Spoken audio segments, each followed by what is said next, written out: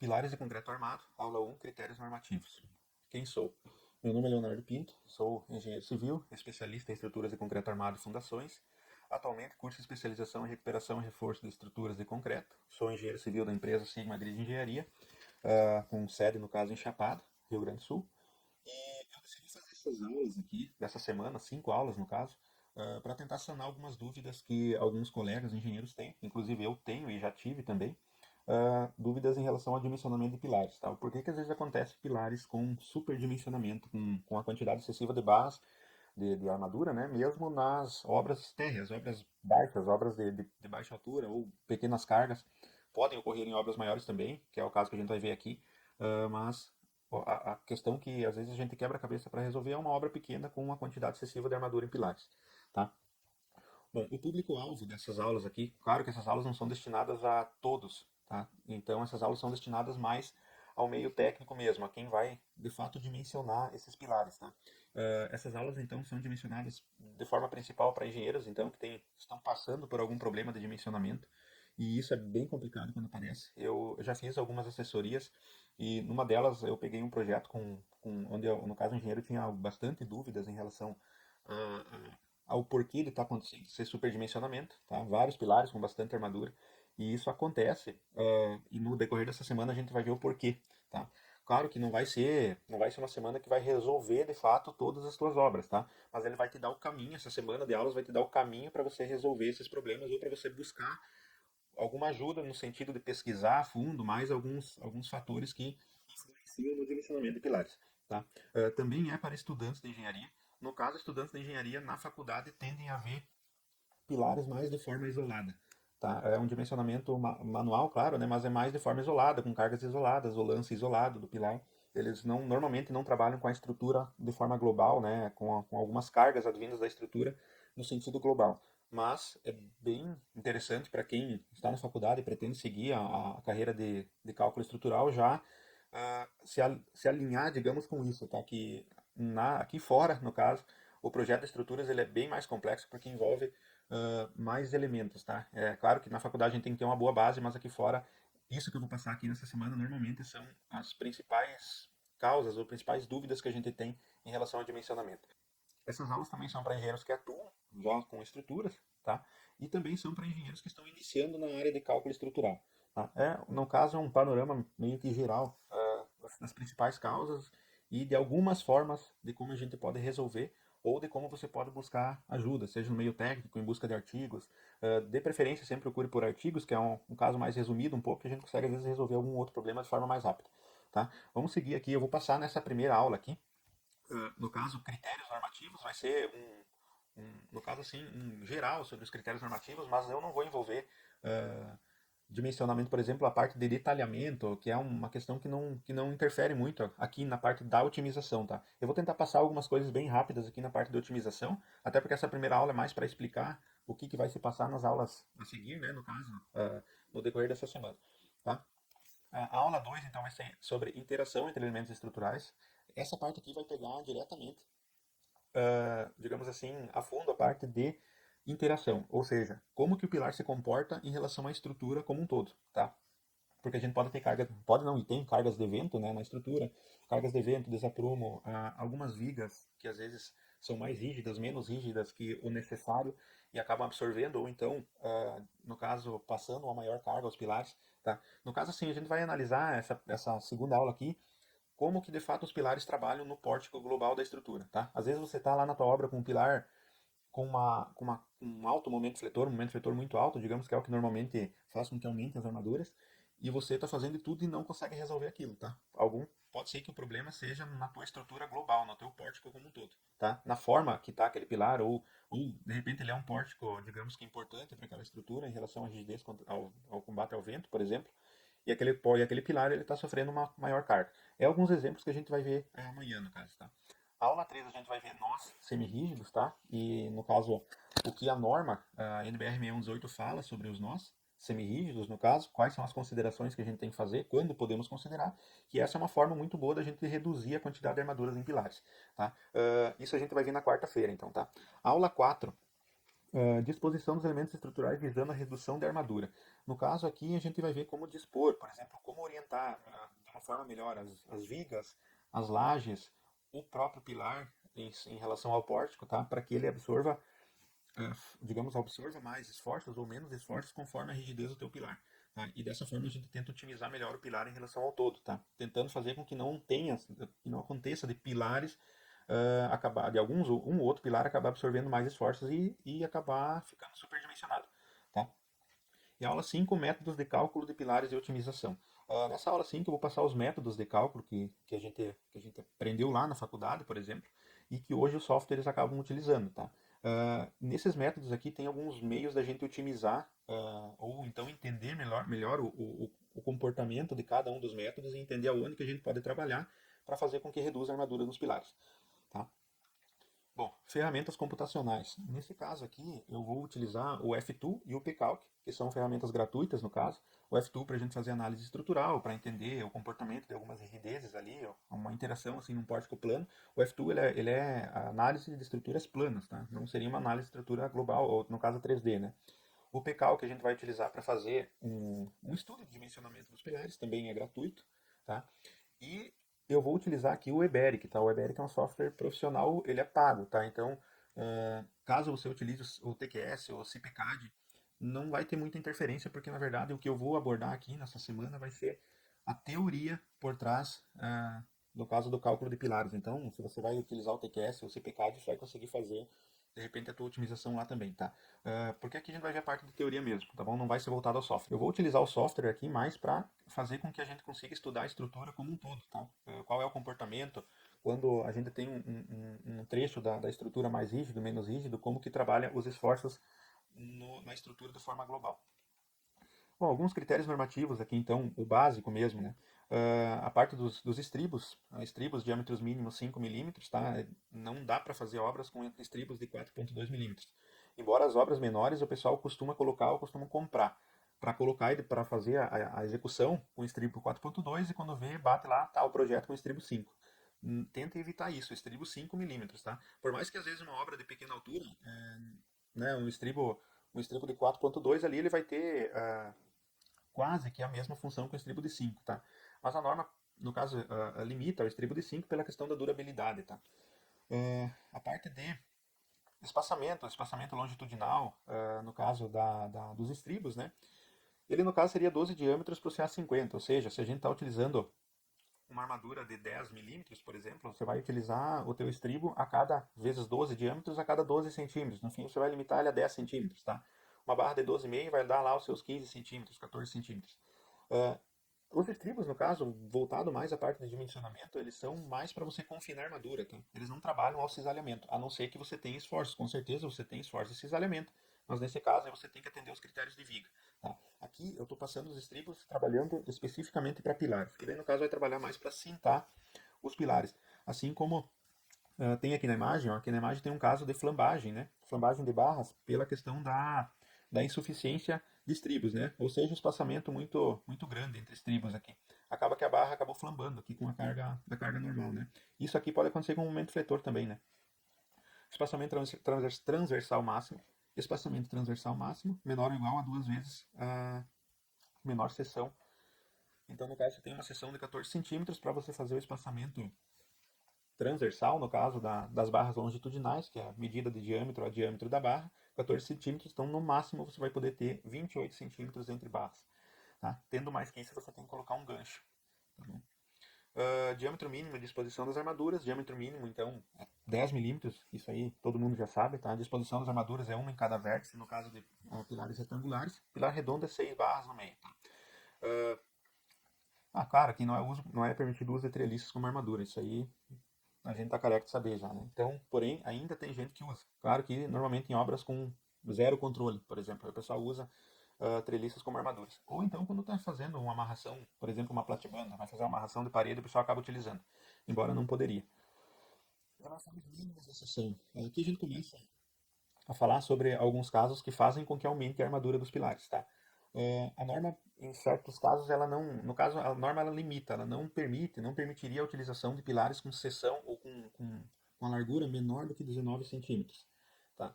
Só que 19 centímetros é muito maior do que uma parede de alvenaria acabada, por exemplo, tá? E uma parede de alvenaria acabada vai dar os seus 17, 18 centímetros, e nesse caso o pilar iria ficar aparente. Numa obra térrea, por exemplo, você já pega lá na arquitetura, vem o arquitetônico com paredes de 15 centímetros. Tá? Então 15 centímetros não tem. Olha, dificilmente a parede vai ficar com 15 centímetros, até porque o bloco já tem 14. Então você vai botar meio centímetro de embolso de cada lado e acabou. Não tem como fazer. Então, assim, quando você tem uma parede de alvenaria de uma obra menor, por exemplo, você vai utilizar um pilar de 14 centímetros. É o mínimo que a 6118 permite, tá? Até poderia utilizar um pilar menor se fosse atender a NBR 15575. Mas aí você já não tá, você já está trabalhando com, para mim, já uma questão de gambiarra, né? Você vai ter que utilizar o pilar com mínimo 14 centímetros, tá? Estruturas de concreto tente atender a NBR 6118, apesar de que a 15575 permite para alturas menores de 6 metros, mas tente atender a 6118. Pilares de 14 centímetros. Nesse caso aqui, para pilares com seção menor que 19 centímetros, você acaba utilizando o fator γ-N. O fator γ-N você vai acabar multiplicando os esforços atuantes no pilar, seja momento fletor ou esforço normal. Tá? Você acaba multiplicando esses esforços por esse fator, e então, consequentemente, aumenta esses esforços e você acaba aumentando a quantidade de armaduras. Tá? Então, pega um pilar de 14 centímetros, que é o usual, você acaba aumentando em 25% os esforços do pilar. Isso, consequentemente, as suas armaduras aumentam bastante também. Tá? Cara, é difícil a gente utilizar em obras menores pilares maiores que 14 centímetros, tá? Mas qualquer centímetro que você ganha aqui na largura, você já reduz bastante os esforços. Consequentemente, reduz as armaduras também, tá? Cobrimentos e classe de agressividade ambiental. Aqui mais assim, em relação a pilares, o cobrimento, ele tem digamos assim, ele influencia bastante no cálculo dos pilares, tá? Questão dos cobrimentos. Principalmente assim, quando você pega por exemplo aqui uma classe de agressividade ambiental 2, tá? Você vai ter um cobrimento então de 3 centímetros, 30 milímetros. Você vai dimensionar todo aquele pilar, todo o lance com 3 centímetros de cobrimento, e quando você chegar no trecho de arranque que está em contato com o solo, a norma pede para você utilizar o cobrimento de 4 centímetros e meio. Tá, nesse caso, se você não aumentou a seção do pilar no arranque, o software ele vai reduzir ele vai encostar mais as tuas armaduras, ou seja, ele vai, naquela seção que você calculou, ele vai aumentar o cobrimento e vai acabar reduzindo a distância entre as armaduras. Reduz o braço de alavanca, tá? Nesse caso aqui, eu tenho um exemplo aqui. Por exemplo, aqui, ó, um pilar com seção de 14 por 26, que seria a seção 60 centímetros quadrados, que é a norma limita também a questão de área, né? Então daria a área mínima aproximada da seção. Um pilar de 14 por 26. Eu aqui apliquei esforços nele para que esses esforços fossem ocasionar um fator de segurança 1, tá? Então dá uma olhada aqui. Pilar de 14 por 26, ele está com um cobrimento de 3 centímetros e está com fator de segurança 1,01.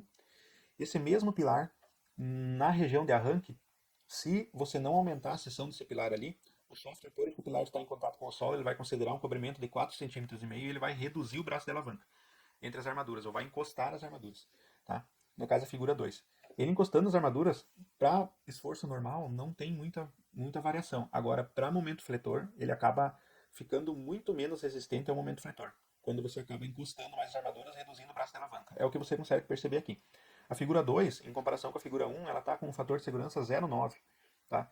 Então, o que vai acontecer nesse caso aqui? É um dos exemplos que eu quero passar no decorrer da semana. Tá? Você está lá dimensionando um pilar, com todos os lances, ele está com um cobrimento de 3 centímetros. A carga, claro, no decorrer no que vai descendo o pilar, a carga normal vai aumentando. Em alguns momentos pode ser que aumente também. E nesse caso aqui, você vai acabar se deparando com um aumento de armaduras. Tá? Porque o software, para ele calcular, para ele tentar chegar, por exemplo, no fator de segurança 1, ele vai aumentar a quantidade de armaduras. Aí você pensa, tá, mas eu vim com. A carga é praticamente a mesma, por que aumentou tanto as armaduras? É justamente por isso nesses casos. Tá? Nesses casos onde você não aumentou, ou você talvez não tenha configurado o teu software aí para fazer essa consideração. Tá? Então, por exemplo, aqui, ó, se eu for somente reduzir, no caso aumentando o cobrimento e reduzindo o espaçamento entre as armaduras, nesse caso aqui o fator de segurança ficou 0,9. Tá? Então, se você estivesse utilizando um software, ele iria fazer o seguinte, ó. No próximo slide aqui a gente vê, segura 1, ó. Ele vai aumentar a quantidade de armaduras para que você fique com um fator de segurança acima de 1. Tá?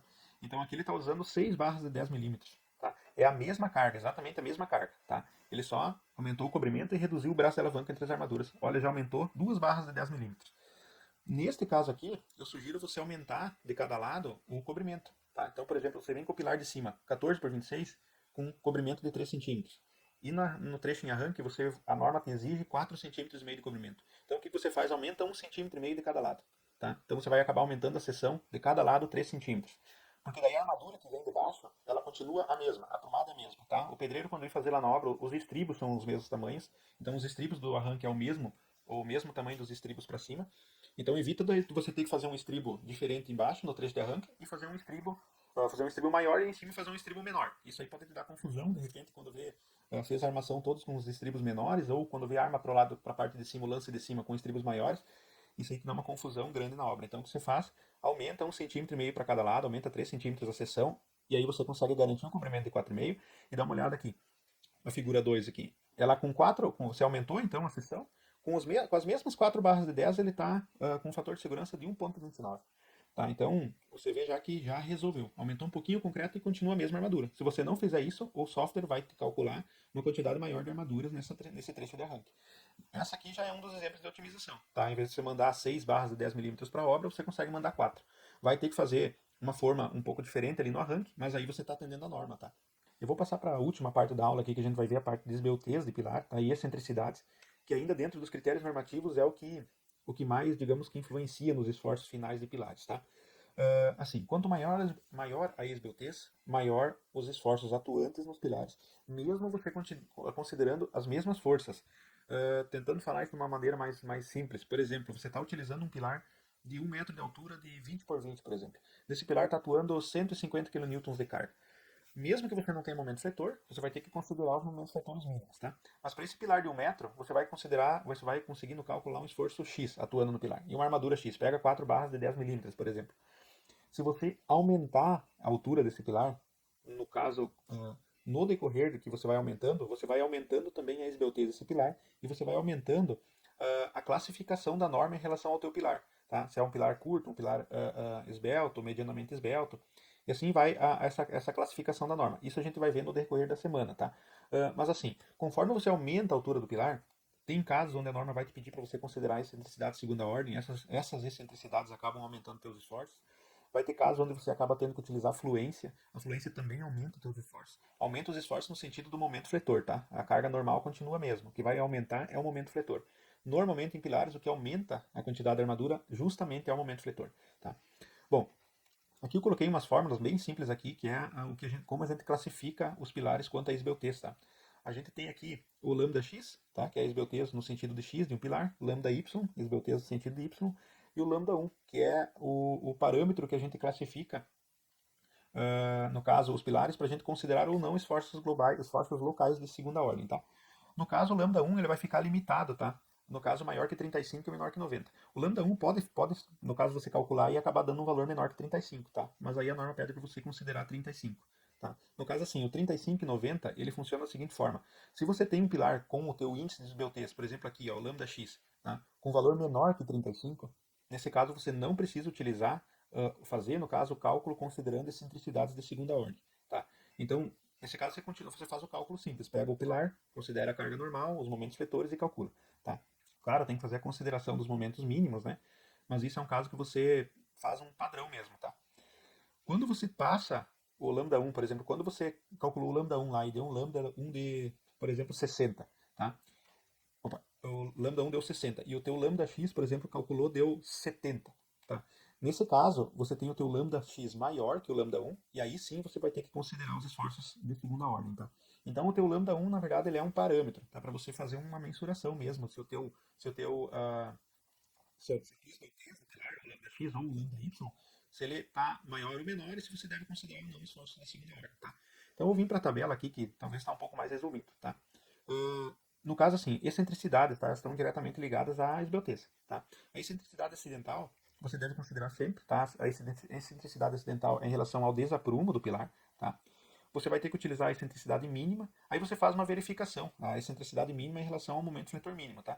Se a tua excentricidade mínima ela for maior do que a excentricidade acidental e os momentos fletores atuantes no pilar, você vai utilizar a excentricidade mínima e o momento fletor mínimo para o cálculo, tá?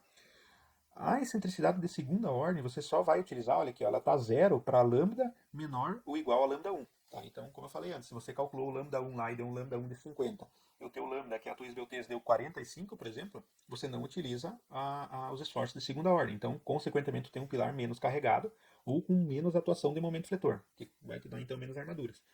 Caso você tenha o teu lambda maior que o lambda 1, por exemplo, calculou o lambda 1, deu 50, o teu lambda, que é a tua esbeltez, então deu 55 na direção x, por exemplo, você deve considerar, nesse caso, a excentricidade de segunda ordem para o cálculo do pilar. Tá? Aí sim, se você considera a excentricidade de segunda ordem, você acaba tendo um acréscimo no momento fletor, tá? Porque essa excentricidade aqui, ela vai te gerar um momento fletor um pouco maior, consequentemente, você vai ter mais armaduras nesse pilar. Essa também é uma das formas que a gente vai ver de otimizar os pilares, tá? Aqui, quando você tem o teu lambda menor que 90, aí eu já não estou mais falando do lambda 1, estou falando do teu lambda, da esbeltez mesmo. Você calculou a esbeltez do teu pilar, e a esbeltez deu, por exemplo, 85. Nesse caso, você considera os esforços de segunda ordem, claro, você vai ter que considerar o momento, mas você não precisa considerar a fluência, tá? Caso você calcule a tua esbeltez, e a tua esbeltez vai dar, por exemplo, 95 ou 100, aí nesse caso, obrigatoriamente você deve considerar a fluência no cálculo do teu pilar. A fluência, ela é uma deformação lenta, e no caso, para o cálculo de pilares, ela considera uma excentricidade. Você pode considerar, no caso, que essa fluência ela é uma excentricidade, é uma aplicação artificial, mas você vai considerar que é uma excentricidade e, consequentemente, você vai ter um acréscimo de momento fletor. Então, você tendo um pilar de 89, por exemplo, você pega um pilar, na verdade, de 90. Vai pegar o pilar aqui de 90. Se deu esbeltez 90, você não precisa considerar. Deu 91, você já considera a fluência, teu momento fletor já sobe lá em cima. Então, já te dá uma diferença muito grande de armadura de um para outro. Tá? Então, isso também é uma das considerações a se fazer. Tá? Aqui, conforme a tua esbeltez, você vai modificar os teus métodos de cálculo também. Tá? Mas isso nós vamos ver em outra aula, para que essa aula não fique tão extensa.